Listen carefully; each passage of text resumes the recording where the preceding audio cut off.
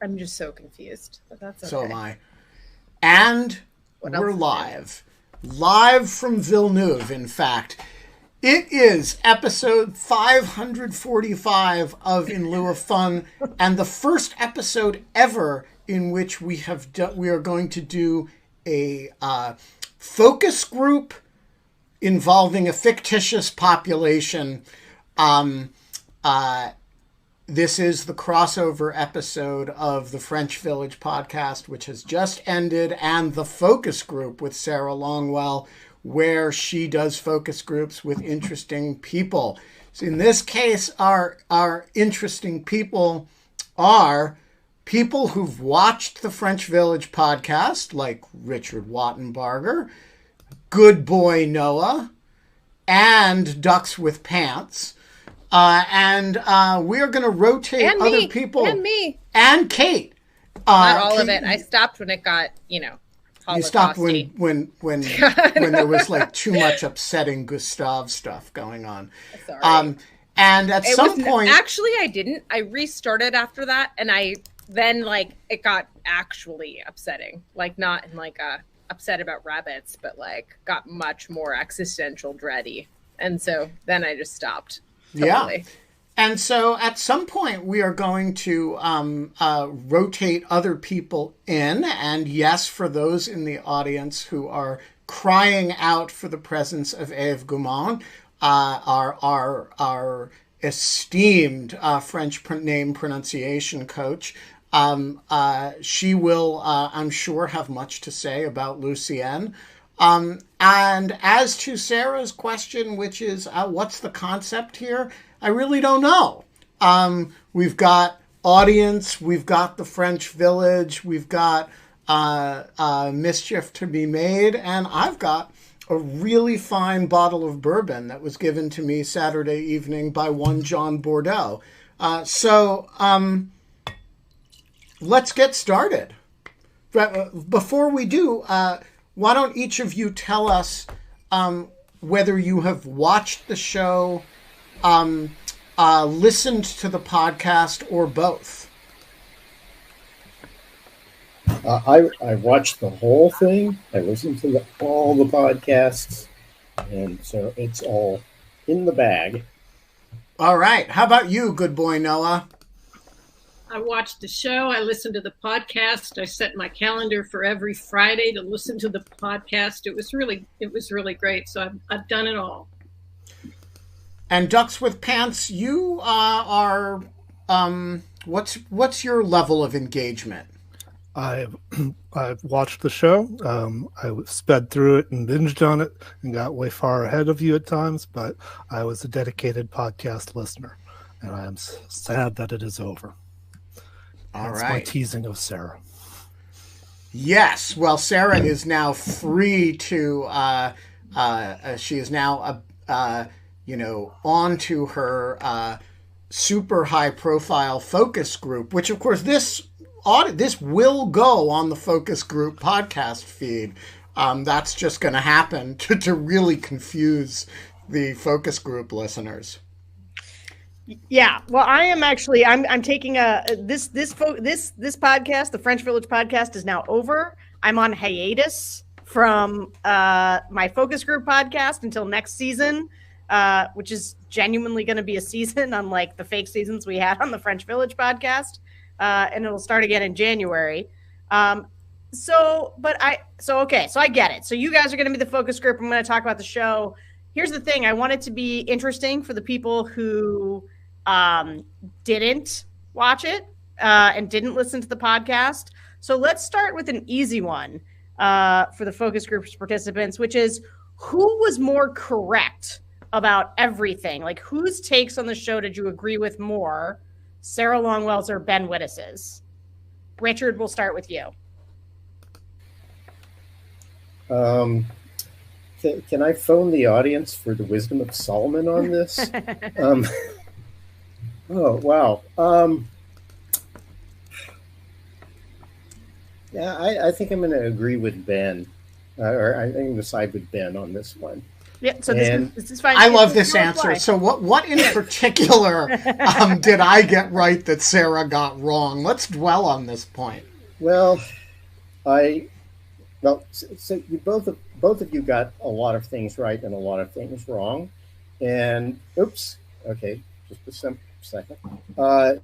And the one thing that I think in general, Ben, I think you pegged the major characters well. I thought that as who was evil and who was the most evil, and just various things about their characters. I thought though that with the subordinate characters, I thought that Sarah got a lot of the. I found her, Sarah. I found you to be more sympathetic to a lot of the to some of the subordinate characters, and I'm thinking about people like I guess you would consider Antoine some sort of subordinate because it came in later into this, and so I found myself. But on the main characters, I thought I definitely was with Ben on Lucienne, and that's the one that really stuck out for me. I am positively soft on Lucienne compared to Ave, I just want to say. I have to say that I agreed that I don't think it was a good character, and it was almost a cringe. She was almost a cringeworthy character as far as I was concerned, and I just thought there were elements of that whole, especially the Kurt storyline was just it was cringeworthy. Okay, well, since this is a focus group, I'm not able to argue with you. I just have to accept your answers. So I'll take that, and I will move on to. You guys didn't put your names in here, so. Good boy Noah, I think is the what go ahead. Same question to you. Who did you just whose takes did you gel with more? You can call me Maggie. Great. I think it was a split. It depends on who was talking about what. I definitely agreed with Ben about Lucienne. A lot of your takes were spot on, but I think what helped me put things into focus was Ben's explanation of the history behind things. I might have felt one way about something and maybe agreed with one of you or both of you, but then when he gave the history behind it, it just felt more real or more realistic. Yes, I think that is an excellent position to have. I don't, but I also, the reason I wanted to do it with Ben, I got a lot more out of it because Ben knew so much about the history and came often prepared with text to explain things that I had not thought about. It wasn't until the end that I got myself together to even Google some things to offer that kind of perspective. I was mostly there for plot points. Okay, so Ducks with Pants, my antagonist. What about you? I didn't do that to him. I didn't do that to him. I made Ducks with Pants disappear because the unmute button is right next to the vanish in a puff of smoke button. So sometimes and it couldn't have happened to a nicer guy. So, I think we'll take it for instance here, because I think really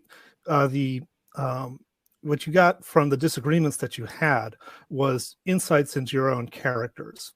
So the last point of contention I remember most vividly was the discussion of who was the worst person in Villeneuve and whether or not it was Janine or Hortense.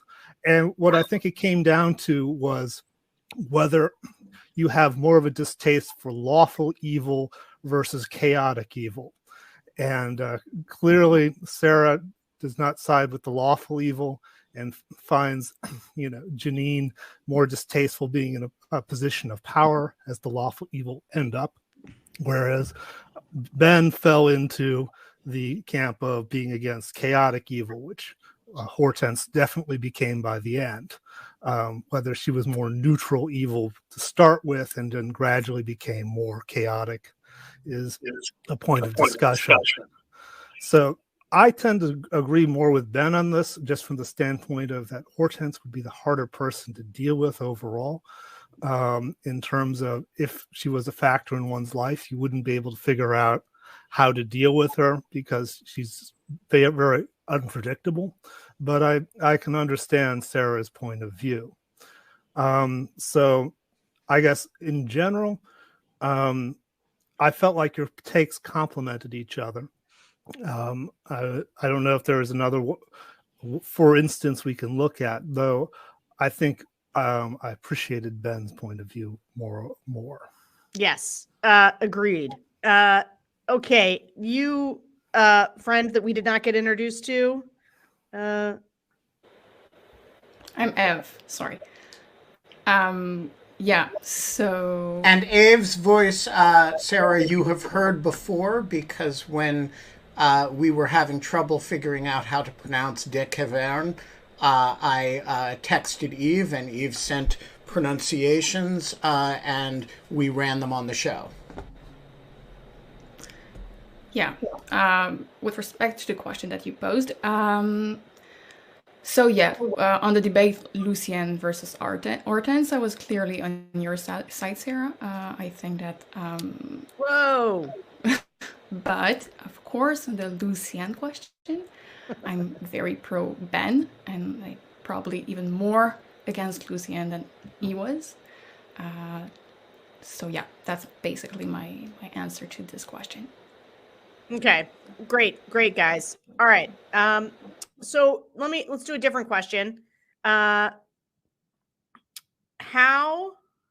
was your favorite character on the show? Who were the best characters?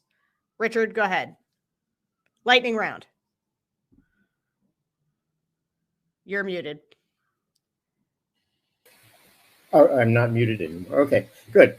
Well, I suspect my two best favorite characters, as a character, not as someone I'm sympathetic to at all, would be Mueller.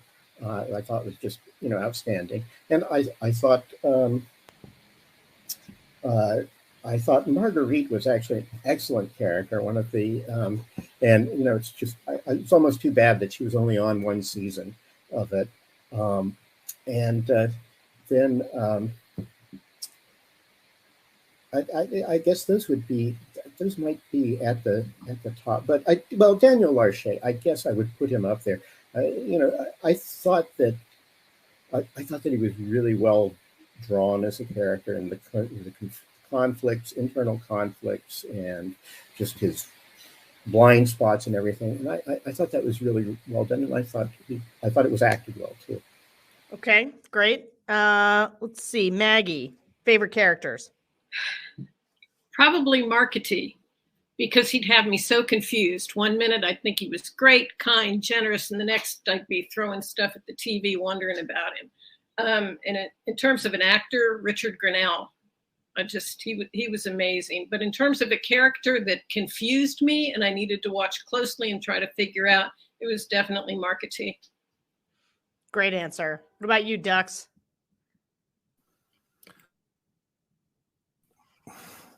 So I would say that Mueller was definitely one of the more compelling characters to watch. And then I will also satisfy Sarah by saying Marie was also a very interesting Can't believe Marie's not coming up more, but so thank you for that. It's great. Ev, what about you? I think that I will go with a character that we've not seen so much, but I think that I really liked Hélène, the little girl, the Gustave friend. And I also quite like Antoine, which moral compass was pretty good. So yeah, I'd go with Hélène and Antoine. Yeah, why was Ben Wittes so wrong about Antoine? Where did that come from, do we think? I still don't like Antoine. But I am adding Lucien and Barrio here just to the poll, just for completeness sake. I suppose we should add, Marcel, Hortense. Nobody. What about Suzanne? Suzanne is awesome. Not that much. And Schwartz. We got to add a bunch of. All right. Well, while you're doing people that, to okay, this. quick. Next question. Got to move on these things. Got to move. Got a lot to get through. Okay. Daniel Larche, good or bad? Go. Richard. Ev, get us started on this one. No, let's do this All one right. in reverse Great. order. He's basically a good guy. And actually, at the end, when he was in the bar with Tequero and Gustave, and he was saying something like, "Well, we knew, but not really." I'm not. He didn't knew that all that much, and he was harsh on himself. He was really trying to do the best possible, and in a very narrow and like myopic way. But I'm not sure I would have done better. So. I just want to point out, guys, the SS guy is winning the poll right now. I don't know what that says about the audience here, but we've got, in a popularity contest, no less, the SS man out in front. Ducks? What kind of shop are you running here, Ben? I know, it's, you try to teach them about democracy, and over time it all migrates. Proof we're Weimar America. Yeah, we are just channeling our inner Hortenses. Yes, we're all Hortense at the end of the day.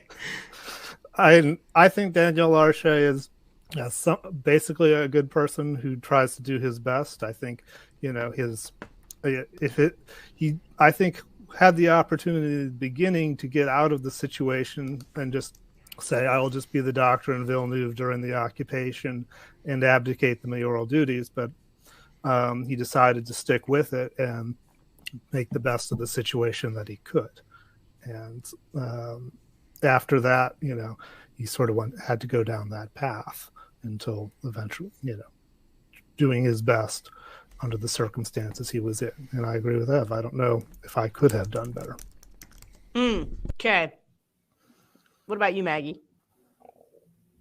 I think that he was basically good with it being a doctor, do no harm, but put in the situation he was in, he did the best he could do given the situation. If he went on, sorry, my dog. That's good boy Noah.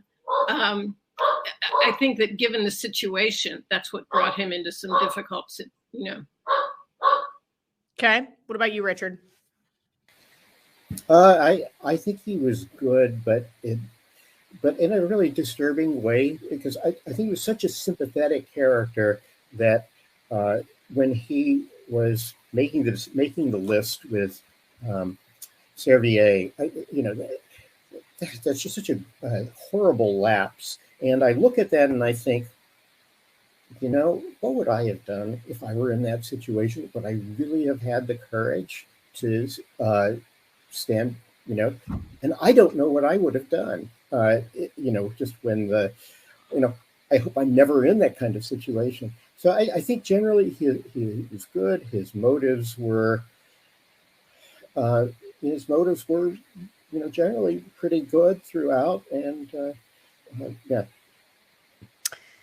I can't remember which philosopher it is, but is it Sartre? So is it? What if everybody in the world acted the way that person did? Right? Like when you're trying to evaluate whether or not something is morally good or bad, if everybody did it, what kind of world would we live in?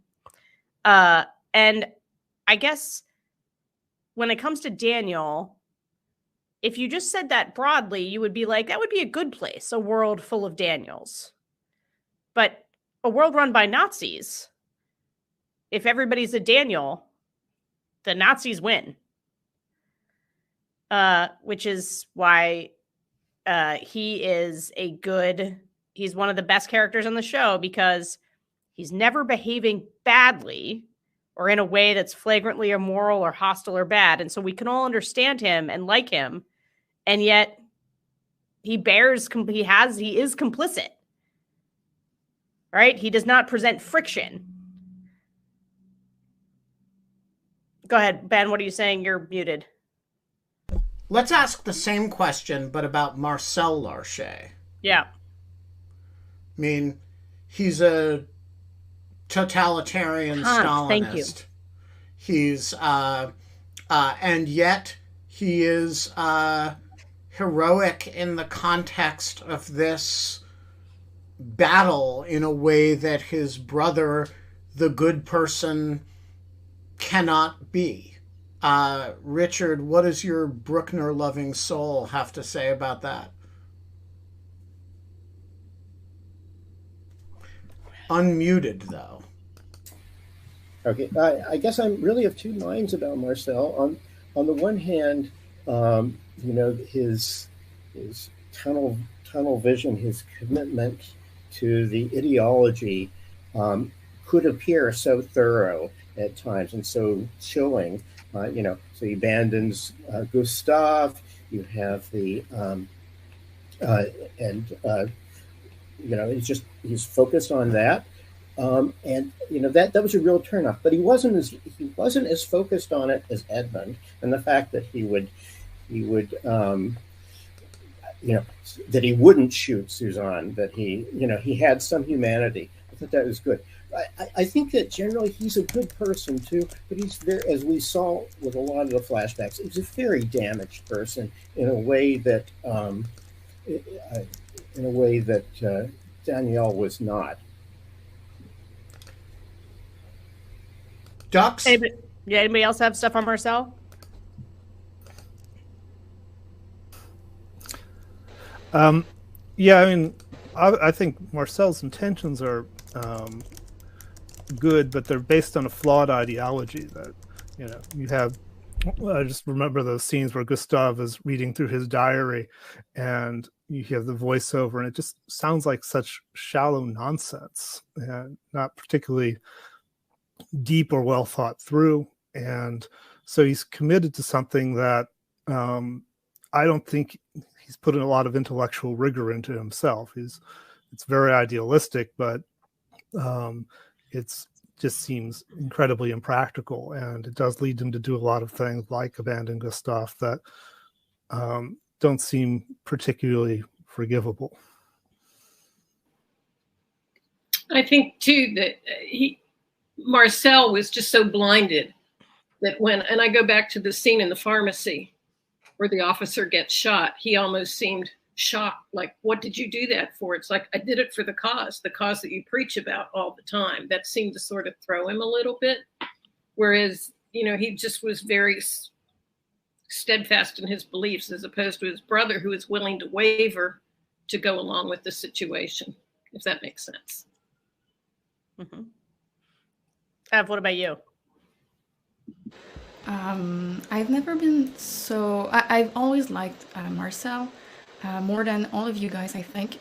Maybe it's the fact that I'm not American, so communists are not as a problem in my mind than in yours. And all of you seem to believe that he acted in a horrendous way towards Gustave, and I'm not sure. He really wanted a better future for his kid.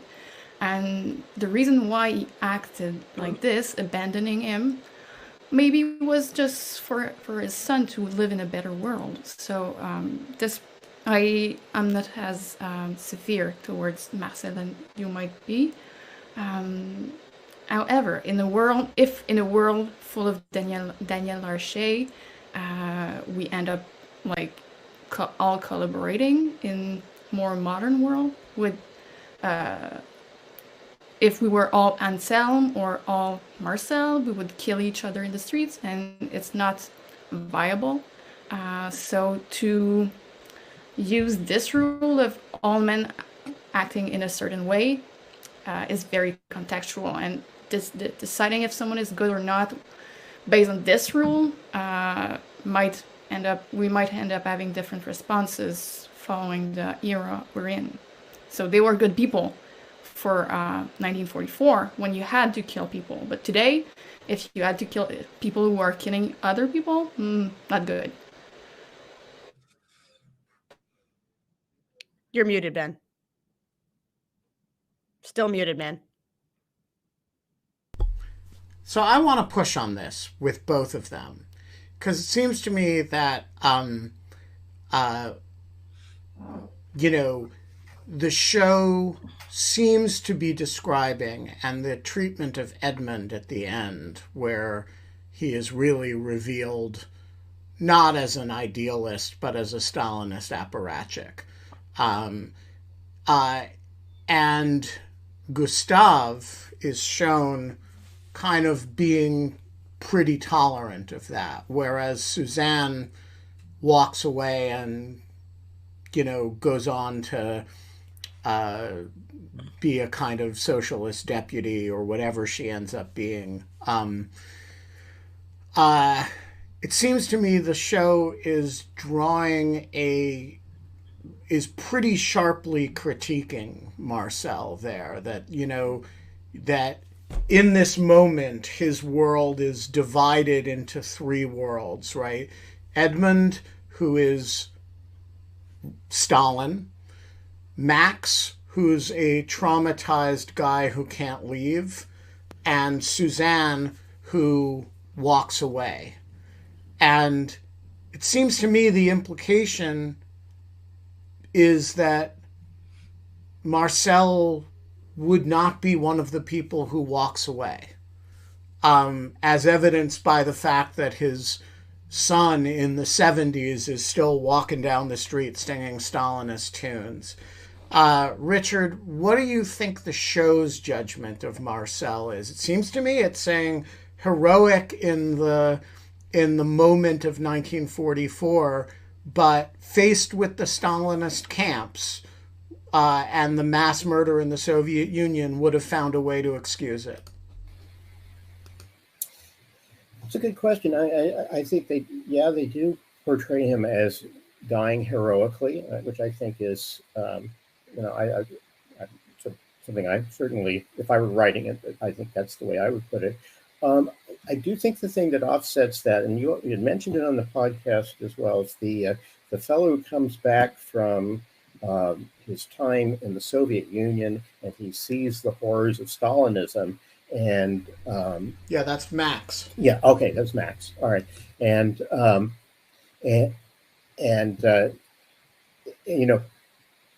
I was actually kind of surprised that they brought that up, that they injected that into it, and I guess I probably shouldn't have been surprised, but I was surprised that.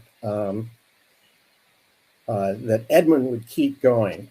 At the end of the day, I really see Marcel as between those two. I don't know where they would have gone. I think in the post-war situation, Gustav is so,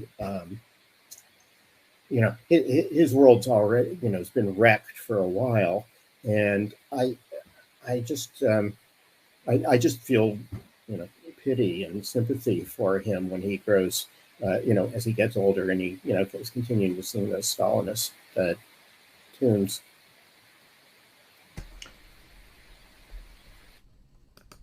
Other thoughts on this? Yeah, I'm totally with Richard on that. I don't think using how Gustav act as a proxy to know how Marcel would have act is a good way to do it. Gustav is completely broken and he's nowhere as smart as his father was. We can argue on the fact that his father was not so smart, but Gustav is a lot less. He's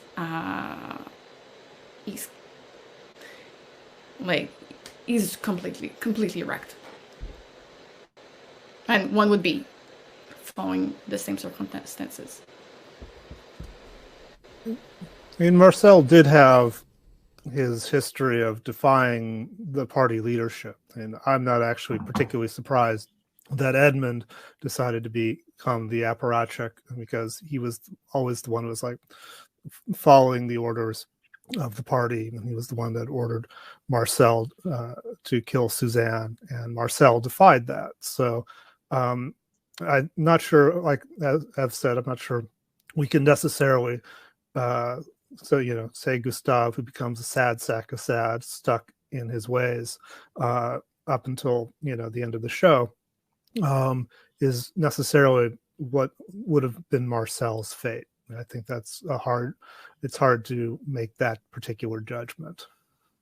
But do you agree with me that the split between those three characters, Edmund, Max, and Suzanne, represents the sort of possible three sort of discrete answers to the who is Marcel question, right?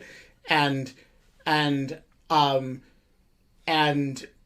you know, Max at one point even says, you know, something like, I don't remember the exact line, but, you know, my home is a wreck, but it's still my home. And this is somebody who's, you know, been in a, you know, like an NKVD concentration camp. And like, I do think they're basically saying Marcel is one of these three people. You decide who he ends up being, and only of the three of them, none of them is really portrayed later, except that, you know, we know that Suzanne does something on the 1975 abortion law, plays some role in that, and we know that Edmund is a 30-year communist mayor of this town. I'm curious for your all's sense of, like, is it Marcel the fervent Bolshevik who comes through, or is it Marcel the guy who's willing to defy the party on occasion, who would, like, which is the show saying he would have been? I think he would have been Max. He was the kind of guy who would end up in a camp. He would have done something kind of weird and would have ended up in a camp. Then after that, how would he have reacted? I don't know. But I'm pretty... The odds are good that he would have ended up in a camp. Yeah. Marcel, he would come back if he was Max, and seeing what he was seeing, he had enough humanity that he would have changed his opinion, married Suzanne, and they would have left the party together, and raised Gustave to be a functional human. I totally disagree with you. Why can't you just let me have happy endings, Ben? Why can't life just be good? This is like, I think Max, that Marcel is super lucky to have been shot when he was. He totally goes out on a high note. He's a hero, and this is, you know, and it's the last time where the Stalinists really had a constructive role to play. And, you know, within 2 years of that time, they're trying to figure out how to subvert democratic government in France. And I don't believe he would break with the party. He might defy them on little things, like whether to kill Suzanne or not, whom he happens to be in love with, or whether to distribute some leaflets. But he's not going to defy them on the big stuff, because at the end of the day, he's more like Edmund but he's unlike Edmund. He's lucky enough to have been shot in 43. Good boy, Noah, what do you think? Am I being too harsh on Marcel? I don't know. I look at Marcel, and he's always had a stream of defiance in his character. And I'll go back to the scene where he's playing with the army toys that he wasn't supposed to, and he was defying his father. And it's like, I don't care what you say, I'm going to play with him anyway. So I think that he just has defiance innate in it. Which way he'd go, I'm not sure. But he lets Danielle take the beating for it. True. Guys, okay. The Larsha, I think I want to ask you guys about Schwartz. Do we like him? Do we think he's good? What do people think about him? I think he's a savvy businessman. But I can't agree with his choice in his first wife.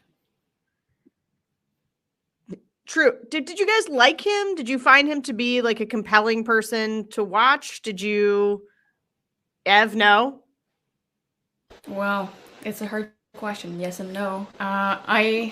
For a while, I thought that this was put me in 1942, and this is the kind of person I am. And I don't think it is a good person to be, but he lives his own life. He doesn't really care with which group he is. He just follow his inclination. If he wants to sleep with Mary, then he's a resistant. If he wants to have money and continue to live his life with his beautiful wife, then he's collaborating. And so he's not an ideologue. And I don't like him, but I kind of see myself in him, which is That's interesting. Did you say his beautiful wife? It was ironic. It was Okay, completely great. about. Because It was. I mean, I sarcastic. would say a good focus group question is like most revolting sex scenes. Like, who are the worst? And I'm just going to go ahead and answer that. And Janine and Schwartz are the most revolting sex scenes in the show. Whoa! Schwartz in general. Whoever you sleep. I am you sleep with. I am totally not with you on this. The worst the mummy. bad people The sex is Shasanya and Janine. And then there's you got your Hortense and Mueller scenes.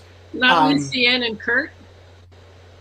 Yeah, it's true. The mummy. The mummy. scene. The mummy. So I'm not. I think we may have to put this to the poll, Sarah. That's fine, but I would just like to put in people's heads that, and I understand that Schwartz can be compelling and is sort of handsome, even though he's like sort of got short arms. He's like a very strangely. When he does that thing when he's having sex, like he sticks his tongue out first, like he goes, and I'm like, this is the most disgusting thing I've ever seen. I've never seen anything less sexy than the two of those people, and that includes the mummy sex. Because I will say that dying, the scene of Schwartz and Janine banging it on the piano, literally, at the end of season 6 is sort of indelible in my mind, and not in a good way. Yeah. Okay. Well, I do want to add, as I'm typing this up, that that a disproportionate number of these scenes do involve Janine. Yeah, she's an incredibly unappealing character. Okay, I have another question. The last season show, better without it or better with it? Are we glad we know what happened to everybody? Jump in. I liked it. It was awful. Defend that position, please. Defend it. It was so bad that it was good. It was like you have so much stuff to rant about. This isn't Sharknado. This was like a great show that then just okay, but sorry, you go. Keep going. Well, no, my position has always been to argue again. Like, I've been laughing at this show for the whole time. My fun in watching this show was laughing at Lucienne. So, of course, I like those parts where it makes no sense. Okay. And it was pretty, like, it was kind of cute, too. Like, all of these end-of-life moments where, like, it was kind of cute, too. Okay. Anybody else? How did anybody else feel about the last season? So I went through a few blissful weeks where I was convinced that season 6 was the last season, and we ended with Marchetti, his suicide. And I didn't realize there was a season 7 for some reason. And I found that rather satisfying. When I actually watched season 7, I will say it ends up being kind of meh, because there are some things that are interesting. There are some things that are just like, what is going on here? Why are we doing this? And, how much am I going to tolerate this bad old age makeup and even worse old age performances? I think the contrast between Lucienne and Berriot's performance old age wise was rather stunning. It almost felt like the producer said, you're under contract to do one more season, go ahead, or one more program, go ahead, get it out of the way. Because some of it didn't feel real well thought out. I agree on the makeup between Lucienne and Antoine. It just wasn't good. But Yeah, I could have done without it. Richard? He's muted, Ben. Can you unmute him? And there we go. Okay. I was glad the 7th season was there. I was not thrilled with how it played out. Again, I felt that there was way too much attention on Lucien. Basically, a minute of attention, Lucien would have been way too much. There were aspects of the whole thing with Hortense that I found a bit hard to believe. I thought that even earlier in the show, the exhibition of all these portraits of herself, I thought that was kind of hard to believe that somebody would do that and actually put on something like that. But I mean, maybe so. But the fact that it comes back later, I thought that was a bit contrived. I did. I agree with what Ben was saying in the podcast about that reunion of Takeru and Gustav and Daniel. I thought that was very effective. I thought that was a great way to tie things up.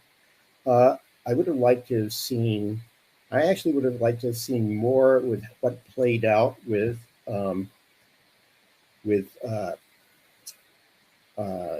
Schwartz and with Janine. Although at the same time, maybe I think that there were some constants in Schwartz's character that maybe it actually didn't really matter. That we saw what was going to that would have happened to them, say, 10 years after what would have happened to them in the 60s or the 70s. So maybe that didn't matter. But I'm glad the 7th season was there. I do think it was a weak season, and I think it was actually weaker than it could have been. So I will say that I will take a weak season that tells you basically everything about the characters and leaves you with something, that I will like a Sopranos style ending where you are like forever wondering what happened to these characters. So I'll give it that. I'll just say on the Schwartz thing, I was thinking about this since the podcast because I was so annoyed that they just didn't like resolve it, except that you do know he survives, right? Because he sends that note to Daniel. I do wonder if like the Schwartz storyline is sort of about not being able to escape your past and there being consequences, right? Like Schwartz's whole thing was that he could just kind of bounce along and do whatever, right? And he was always a pleasure seeker at his core, even through the war. And I just like Hubert showing back up to be like, I'm both going to arrest you for this murder that you were never held accountable for, and I'm going to punish you for just like sleeping with my wife in front of me and thinking you could just have this. Like, I don't know, the idea that just the past, he couldn't outrun his past. I guess there's just something there that maybe that's what they're trying to tell us. I don't know. Which is worse, the 7th season or the season in the woods? Specifically the woods stuff. Let's do a show of hands. This is how I handle these. Who thinks season 7 was the worst? Actually, not me. Who thinks the In the Woods storyline was the worst? I haven't watched it, so. I hate the shit in the woods. That whole, you gotta watch the play over and over again. At least there's only 6 episodes of the last season. There's 12 episodes of that In the Woods stuff. And then, when you think they're killed, they come back and we have to do it again later because they're going to have a memorial to them. And it's just horrible. Sorry. Yeah. Okay. All right, I have a question. Yeah, great. I have a question, people. Who is... The audience has voted on this, but the panel has not weighed in. Who is, in fact, the worst? Janine or Hortense? make your case for either. I will just point out that last I checked, Hortense is crushing it in the poll. Really? Richard, get us started.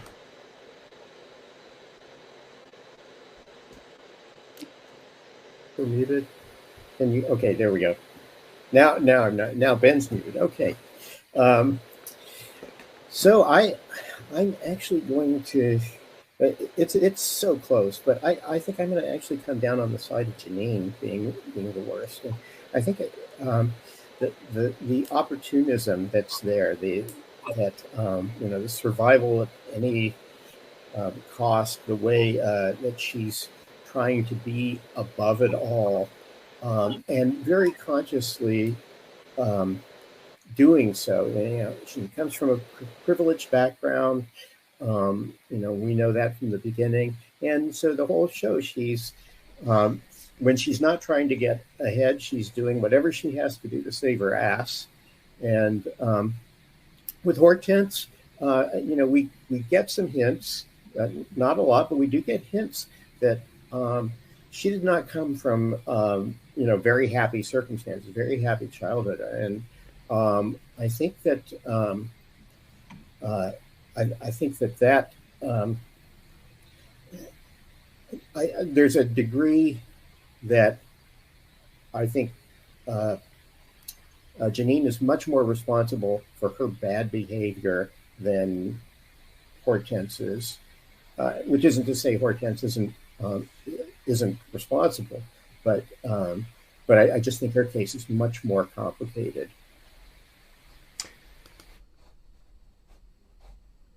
Good boy, Noah. Maggie, who's the worst? I tend to think that Janine is, because things seem like they're of her own choosing, where we don't realize it till later on in the program that Hortense just has some severe mental issues. And I guess I give her a little bit of, not leeway for that, but I'm a little bit more tolerant of her because of that. But yeah, Janine's just nasty. All you people are soft on Hortense. E.G. Phillips, please tell me that you are not going to make excuses for Hortense. No, I think I touched on it a little bit earlier, whereas, Janine will, screw you over at the drop of a hat and sell you out if it's to her advantage. But her motivations are much more predictable and understandable. And if you were in a situation where you had to predict what she was going to do and how best not to cross her, her motivations are pretty transparent. And unless you are, captured by the Americans and she has the opportunity to sell you out in order to save her skin, it's a little more straightforward. You could probably argue that, being in league with Shashanya, she is able to do much more damage, but Hortense sort of just does stuff, and she creates chaos and just expects you to deal. And so it's much harder to get a beat on what would be the best course of action in terms of dealing with her. She just sort of like, I'm going to steal a baby and you're going to help me with it, or you're just going to deal with the fact that I stole a baby. And it just sort of goes on like that. And eventually she becomes much more vindictive with it, it starts out just being sort of careless. I'm going to do what I want. And then later on in her life, she's deliberately tweaking people by saying, trolling basically, by saying, I'm going to hang this picture of Mueller in the gallery. And you people are just going to have to suffer with what the result of it is, because that's what I want. I know that annoys you. So, but ultimately they're both versions of bad. I think it's just what your level of tolerance is for chaos versus somebody who is doing things in a very determined way. Ev? I will go for Janine, which would be the worst. And first thing first, she is the only character in this show who truly is anti-Semitic. She's the only one who voices Servier does too. Yeah? Yeah, and Hortense actually complains to Larcher that he's being too tough on Muller, and that he used to think there were too many Jews in the medical profession. And so she's not the only one. She's the most committed, other than Shasanya, the most committed to it in a particular moment, and the most vocal in directing it to individuals. But there's a lot of there are a lot of characters. They show lots of different characters doing varying degrees of things. And Servier is quite a vicious anti-Semite, actually. Sort of. I Do you have a- don't know. I think Eve has a point here. I mean, Servier is like he likes his French Jews. I mean, you know, he has like a list. No, right? he doesn't want them. He doesn't want to despoil French honor by mistreating French Jews, but he is vicious about the foreign Jews in a way that he is not vicious about foreign non-Jews. Although he is willing to get rid of Servier, of Takero's dad to a although that's Marchetti, not him. And another point, like, granted, Ben, you have this point. She's not the only anti-Semitic person. But she's a vicious anti-Semite. Absolutely. And you in the podcast, when you discuss this, you, like, think about it on the consequences of it. Like, oh yeah, Hortense has made his brother-in-law killed, blah, blah, blah, blah, blah. But there's many instances where Janine could have made Sarah killed, could have, like, of course, it ended up that the consequences of her acts weren't as bad as those of Hortense. But if you judge the thing that she have done, they're more or less equal in the evilness of what they have done. And Hortense has some moments where she tries to save Sarah in something that could be seen as a benevolent act, even though it served her in a certain way.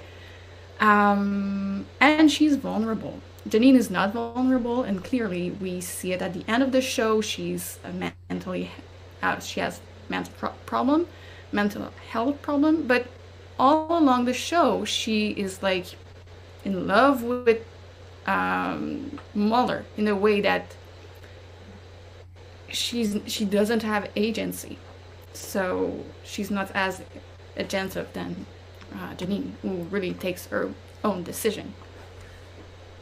I am going to step out of the role of focus group moderator and say here that there are a gazillion French women in that period with mental health problems who did not, 30 years after the war, want to hang a portrait of an SS guy in a town that he terrorized.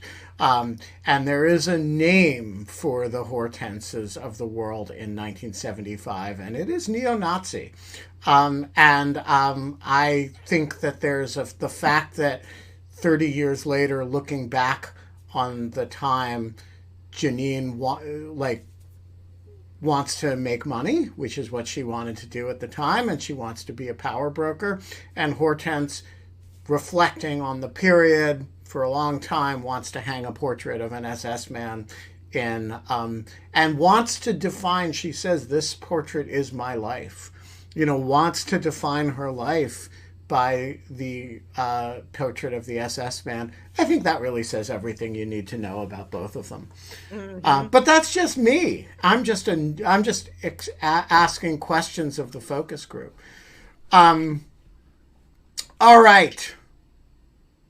Me? Okay. Takiero. Better off with Hortense and Daniel, or should he have gone with the nuns? Ooh. Richard. Ooh. Well, I mean, the way he turns out, he turns out okay. as a good. He has a, it seems like morally he has a decent upbringing. He has this, he finds when he learns that of Daniel's behavior that he finds it repellent. I guess I don't know what life would have been like for him if he had been raised by the nuns, or how long he would have stayed with the nuns and been farmed out to another family or something like that. But I think he got by okay in the Larche household. He was probably glad to get out of there when he attained his majority. Anybody else have strong opinions? I was raised Catholic and educated by nuns, and I think he was better off in the Larche household. I'm going to leave it at that. I mean, I think technically speaking, he wasn't really raised by Daniel and Hortense, because at a certain point he got shipped off to some other relative. Who was raising Tequiero? Who were the people? It became very ambiguous at a certain point as they disappeared him. Yeah, but I mean, I think we can say safely that Tequiero was better off with the aunt. All right. Before Ev gives her view of this, I just want to say this is your last chance to weigh in on any of the polls. And we're going to do the poll results before we close out the focus group. So, Ev, your thoughts on Tequiero? And everybody, please pay attention. These polls are important. They're going to guide policymaking in Villeneuve for years to come. I think he was better off with the Larches. Or the aunt, for that matter. But I gotta say, the portrait of institutional performance for the insane and mentally ill in this, it does not give you a lot of confidence as to how people would have handled the institutions for orphans. Okay, let's go over the poll. So the panel agreed with me more than with Sarah. The audience agreed with Sarah more than me by a full 10%, but by 70% vote said about the same. So I think you got to give a point to Sarah there. Favorite character on the show, Marie triumphs with 40%, but Muller and Hélène, that's a weird combo, tie for second at 21%. So Hélène, who dies in Auschwitz, gets some last laugh, I guess. Danielle Larche, good or evil, gets 52% good, and only 4% evil, 44% somewhere in between. So he's doing okay. Marcel gets 62% good. You guys are really soft on the Stalinists. And 34%, and also somewhere in between. So more good, but total vote similar between good and somewhere in between. Again, only 4% evil. Hortense trounces in the Who is the Worst competition, 58% to 41%. That is, I just want to say, better. Janine did less well than Terry McAuliffe. And Hortense, significantly outpolled, what's his name? All right, the very close race for the most horrible sex scene in the show goes to the mummy scene at 46%, which beats out, actually pulls it out at the end, because they were tied for a while, the Shasanya and Janine scene, which I gotta say, I would take the mummy scene over that. It's at least got some affection in it. Season 7, yes or no? It's a close race, but no pulls it out at 52%. This is very close to the Virginia results. And would Takero have been better off raised by the nuns? Disagree wins with 100% of the vote. 20 votes to none. Takero better off with Hortense than the nuns. I think we know how you all feel about the church these days. All right. We are going to leave it there. Sarah Longwell, you're a great American. Richard Wattenbarger, Maggie, Ducks with Pants, Eve Goumon, you are all terrific citizens of Villeneuve. We will be back tomorrow. Tomorrow. And I have no idea who the guest is going to be. Actually, I do know who the guest is going to be. It's going to be Steve Sloman. That'll be 22 hours and 59 minutes from now. And until then, Sarah Longwell? We don't have fun anymore, but we do have in lieu of fun. Is that the saying? What do you say? We do have, you're supposed to say something relevant to the show. Like, we do have focus groups from towns with, fictitious towns with people who don't actually live there or something like that. But we did have 76 episodes of The French Village. We did. And we survived it. And we didn't